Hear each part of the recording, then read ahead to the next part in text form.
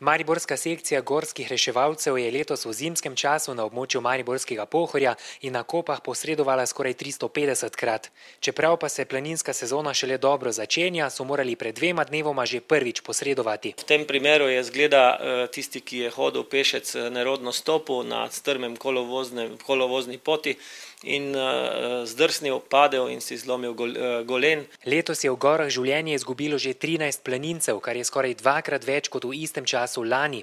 Glavni vzrok za nesreče izkušeni alpinist pripisuje vremenskim razmeram. Bili so hladni dnevi, zapadal je svež sneg, se ni sprejel s podlago in to je super, se ustvari ena taka drsna podlaga za proženje plazav in seveda na takim terenu se dogajajo take stvari, ki so se dogajale. Ferk obenem dodaja, da se je v gorah začel odvijati pravi masovni turizem.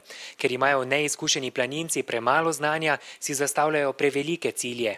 Mislim, super, da se zelo veliko ljudi odpravlja hribe, da imajo stik z naravo, ampak ne moreš pa kar si zadati cilja. Jaz bom šel na Triglav, to je moj projekt za letos in je to ad acta in ljudje pač to izpeljajo. Ker so slovenske gore izredno krušljive, pogosto prihaja do zdrsov, za kar pa je v veliki večini kriva tudi slaba oprema. Sama priprava na turo je lahko pomanjkljiva, potem skozi to prihaja do tega, da nismo vzeli prave opreme in ko smo na licu mesta, pa smo že 3 ure hodili gor na hrib, pa zdaj pridemo do enega kosa snega, si ljudje mislijo, te bomo pa še šli tu preko, In ravno takrat lahko nastane nesreča, ker nismo prav opremljeni. Poleg tega je pomembno, da del moči privarčujemo tudi za spust, ki je včasih celo zahtevnejši od vzpona. Če vas bo gorski zrak v prihodnjih dneh premamil in se boste odpravili v hribe, pozorno prisluhnite še tem nasvetom. Treba se pozanimati o tem, kam gremo, treba je pripraviti primerno opremo.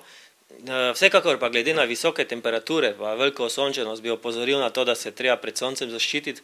Treba je zaščitne kreme vzeti, treba je vzeti klobuke, kape, pregrinjala, ne v kratkih rokavih hoditi, ampak v dolgih rokavih. Poleg tega dehidracija, pijačo, to je obvezno, dovolj pijače zraven vzeti.